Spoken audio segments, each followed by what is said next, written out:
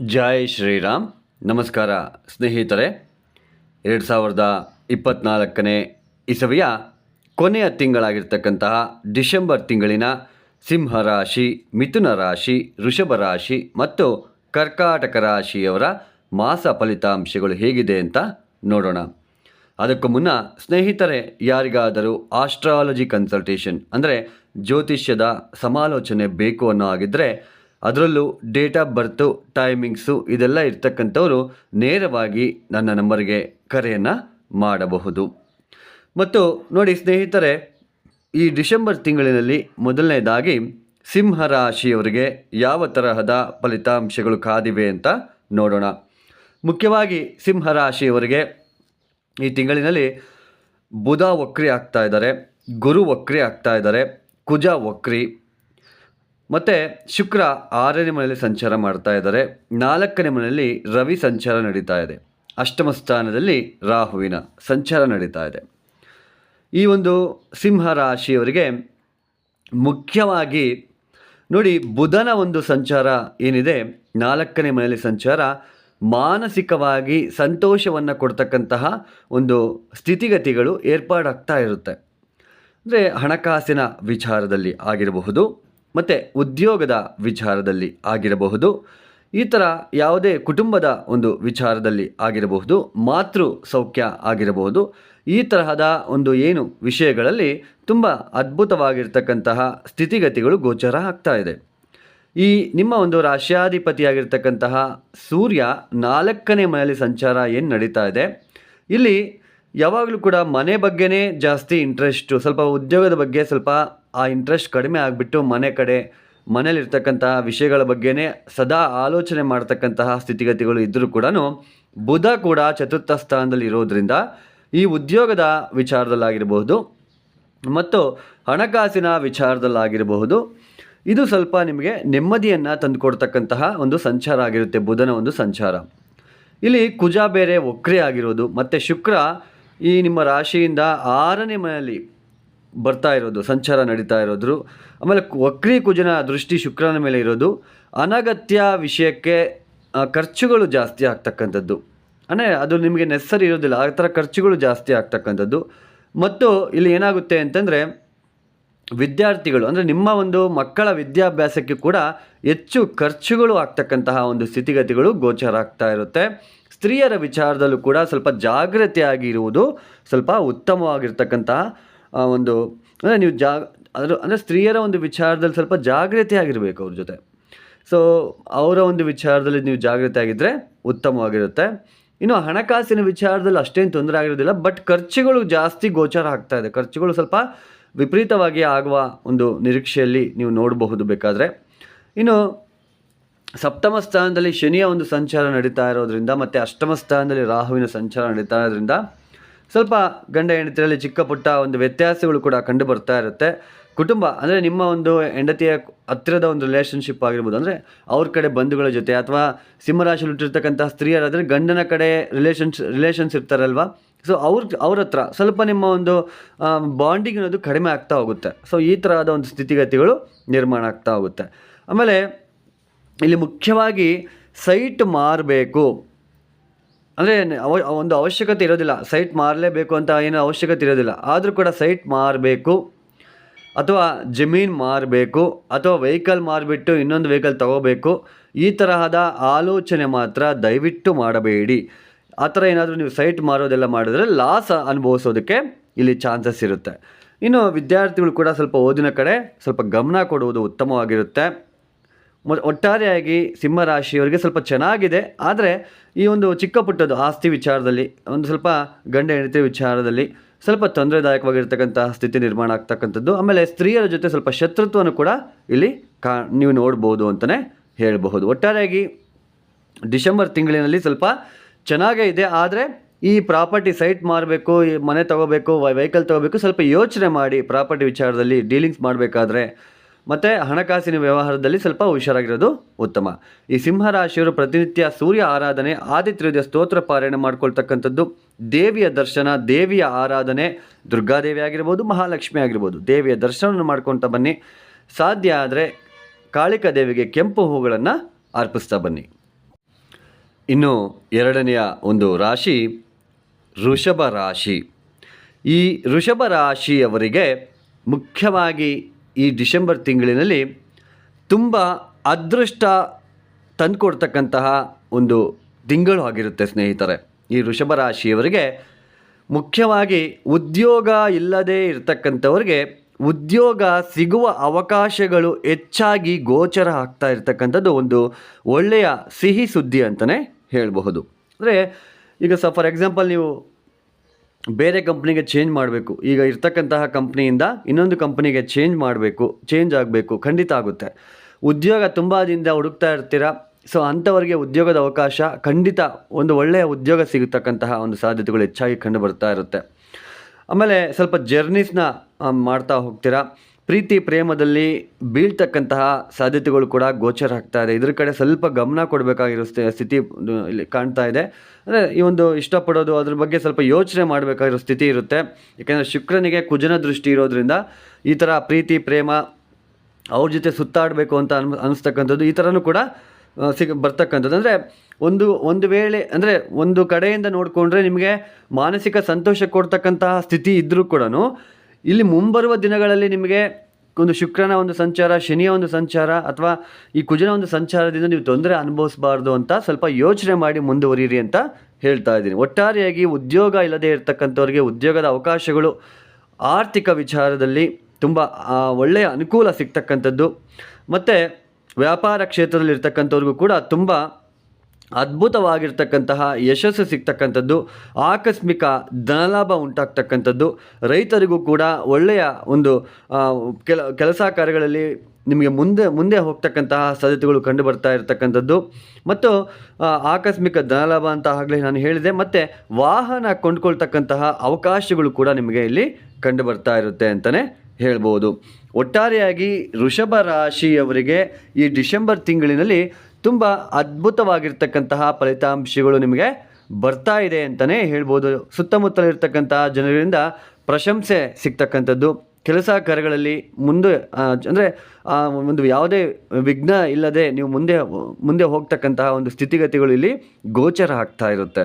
ಯಾವುದೇ ತರಹದ ಮೇಜರ್ ತೊಂದರೆ ಇರೋದಿಲ್ಲ. ಆದರೆ ಪ್ರೀತಿ ಪ್ರೇಮ ಒಂದು ಈ ವಿಚಾರದಲ್ಲಿ ಮಾತ್ರ ಜಾಗೃತಿ ಆಗಿರಿ. ಮತ್ತು ಸ್ವಲ್ಪ 3ನೇ ವಾರದಿಂದ ಸ್ವಲ್ಪ ಜ್ವರದ ಬಾಧೆ ಕೂಡ ಕಾಡ್ತಕ್ಕಂಥದ್ದು ಕೂಡ ನಿಮಗೆ ಕಂಡು ಬರ್ತಾ ಇರುತ್ತೆ.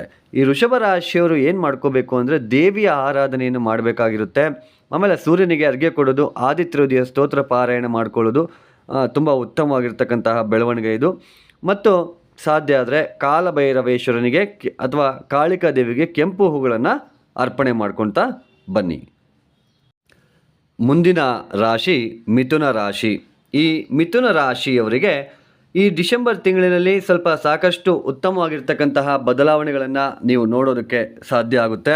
ಆದರೆ ಇಲ್ಲಿ ಚಿಕ್ಕದಾಗಿ ಒಂದು ವಿಷಯನ ಹೇಳೋದಕ್ಕೆ ಇಷ್ಟಪಡ್ತೀನಿ. ದ್ವಿತೀಯ ಭಾವದಲ್ಲಿ ಕುಜ ವಕ್ರೆ ಆಗಿರೋದು, ಅಷ್ಟಮ ಭಾವದಲ್ಲಿ ಶುಕ್ರ. ಇಲ್ಲಿ ನೋಡಿ, ನಿಮ್ಮ ಮನಸ್ಸನ್ನು ಹತೋಟಿಯಲ್ಲಿ ಇಟ್ಕೋಬೇಕಾಗಿರೋ ಪರಿಸ್ಥಿತಿ ಇರುತ್ತೆ. ಅದು ಯಾವುದೇ ಒಂದು ವಿಚಾರ ಆಗಿರ್ಬೋದು, ಮನಸ್ಸನ್ನು ಕಂಟ್ರೋಲಾಗಿ ಇಟ್ಕೊಂಡಿದ್ರೆ ಮಾತ್ರ ತುಂಬ ಚೆನ್ನಾಗಿರುತ್ತೆ. ಅದರಲ್ಲಿ ಎಸ್ಪೆಷಲಿ ಸ್ತ್ರೀಯರು ಮನಸ್ಸಿನಲ್ಲಿ ಆ ಒಂದು ಏನಾದರೂ ಒಂದು ಫೀಲಿಂಗ್ಸು, ಯಾವುದೇ ಒಂದು ಫೀಲಿಂಗ್ಸ್ ಆಗಿರ್ಬೋದು, ಅದನ್ನು ಕಂಟ್ರೋಲ್ ಮಾಡ್ಕೊಳೋದಕ್ಕೆ ಪ್ರಯತ್ನ ಪಟ್ಟರೆ ಒಳ್ಳೆಯದು. ಇಲ್ಲಾಂದರೆ ಸ್ವಲ್ಪ ತೊಂದರೆ ಅನುಭವಿಸ್ತೀರ. ಇನ್ನು ಮುಖ್ಯವಾಗಿ ಹಣಕಾಸಿನ ವಿಚಾರದಲ್ಲಿ ಸ್ವಲ್ಪ ಪ್ರಗತಿ ಕಂಡು ಬರ್ತಾ ಇರುತ್ತೆ. ಅಂದರೆ ಆಕಸ್ಮಿಕವಾಗಿ ನಿಮಗೆ ಹಣಕಾಸಿನ ವಿಚಾರದಲ್ಲಿ ಸ್ವಲ್ಪ ಒಳ್ಳೆಯ ಒಂದು ವಿಷಯಗಳು ನಿಮಗೆ ಕಣ್ಮುಂದೆ ಬರ್ತಾ ಹೋಗುತ್ತೆ. ಇನ್ನು ಈ ಒಂದು ಕುಟುಂಬದ ವಿಚಾರದಲ್ಲಿ ಬಂದರೆ, ಕುಟುಂಬದಲ್ಲಿ ಏನಾದರೂ ಸ್ವಲ್ಪ ಇಷ್ಟು ದಿನ ಸ್ವಲ್ಪ ತೊಂದರೆ ತಾಪತ್ರಗಳಿದ್ದರೆ ಅದರಿಂದ ಹೊರಗಡೆ ಬರ್ತೀರಾ, ಚೆನ್ನಾಗಿರುತ್ತೆ ಅಂತಲೇ ಹೇಳ್ಬೋದು. ಆದರೆ ಹಠ ಮತ್ತು ಕೋಪಕ್ಕೆ ನೀವು ಹೋದರೆ ಮಾತ್ರ ಸ್ವಲ್ಪ ತೊಂದರೆ ಅನುಭವಿಸ್ತೀರಾ ಅಂತಲೇ ಹೇಳಬಹುದು. ಇನ್ನು ಗುರು ವಕ್ರಿ ಆಗಿರೋದು ಕೂಡ ನಿಮಗೆ ಹಣಕಾಸಿನ ವಿಚಾರದಲ್ಲಿ ವೃದ್ಧಿ ಆಗ್ತಕ್ಕಂಥದ್ದು.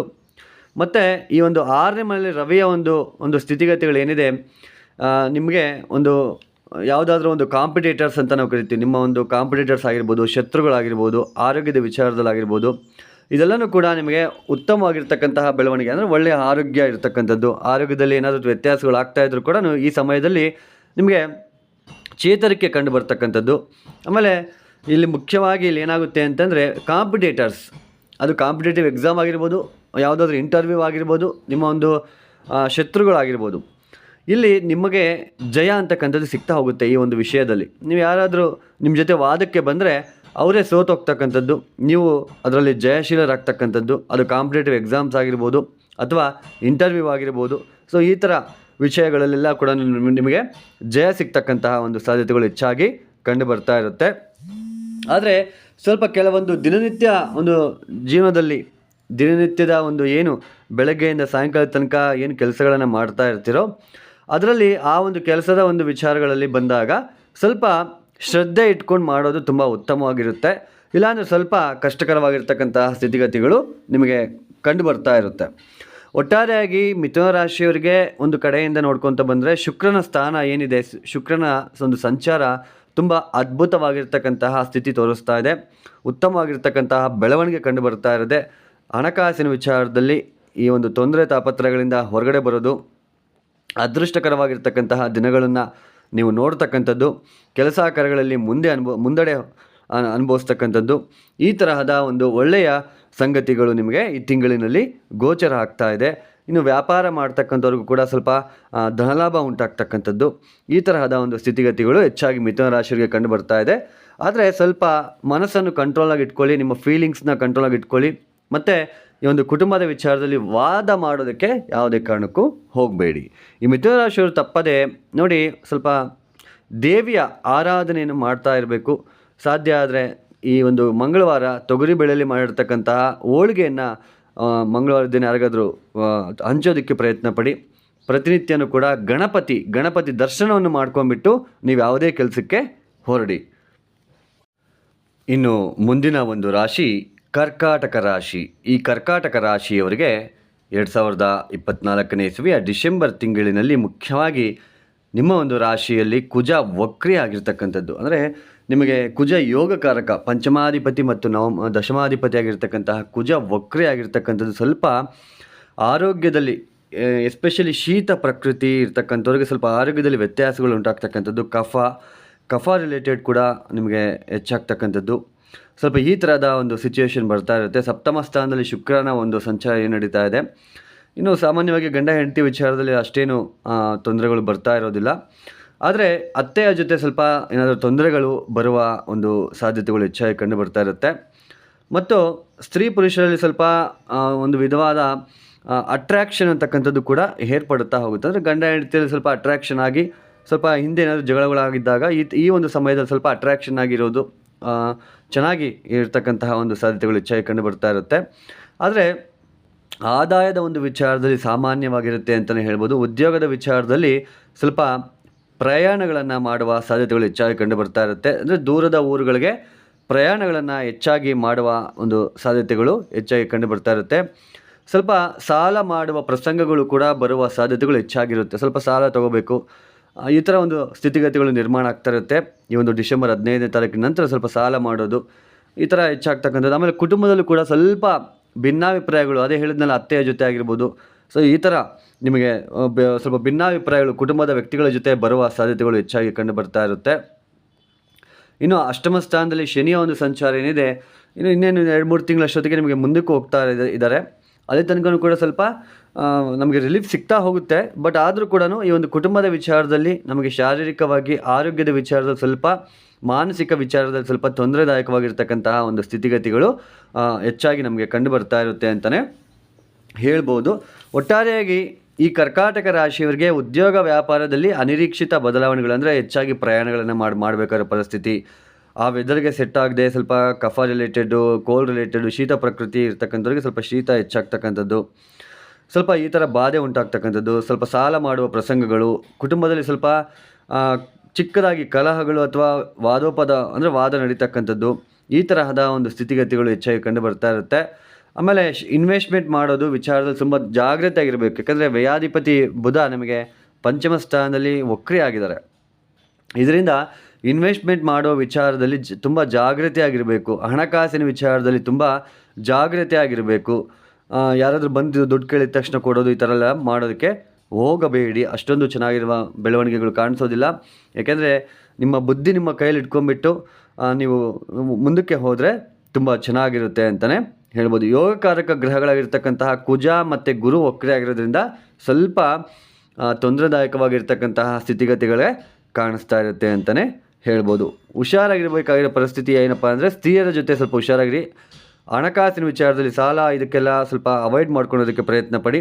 ಈ ಸಮಯದಲ್ಲಿ ದೊಡ್ಡದಾಗಿ ಇನ್ವೆಸ್ಟ್ಮೆಂಟು ಮಾಡಿಬಿಟ್ಟು ಬಿಸ್ನೆಸ್ಸು ಅಥವಾ ಶೇರ್ ಮಾರ್ಕೆಟಲ್ಲಿ ಹಣ ಹೂಡಿಕೆ ಮಾಡ್ತೀನಿ ಇದೆಲ್ಲನೂ ಕೂಡ ಬೇಡ ಸ್ನೇಹಿತರೆ. ಈ ಒಂದು ಕರ್ಕಾಟಕ ರಾಶಿಯವರು ನೋಡಿ, ಪ್ರತಿನಿತ್ಯ ಸುಬ್ರಹ್ಮಣ್ಯ ಆರಾಧನೆ, ಸುಬ್ರಹ್ಮಣ್ಯ ಸ್ವಾಮಿ ದೇವಸ್ಥಾನಕ್ಕೆ ಹೋಗೋದು, 108 ಪ್ರದಕ್ಷಿಣೆ ಮಾಡ್ಕೊಳ್ಳೋದು, ಇದನ್ನೆಲ್ಲ ಎಷ್ಟು ಮಾಡ್ತೀರೋ ಅಷ್ಟು ಒಳ್ಳೆಯದು.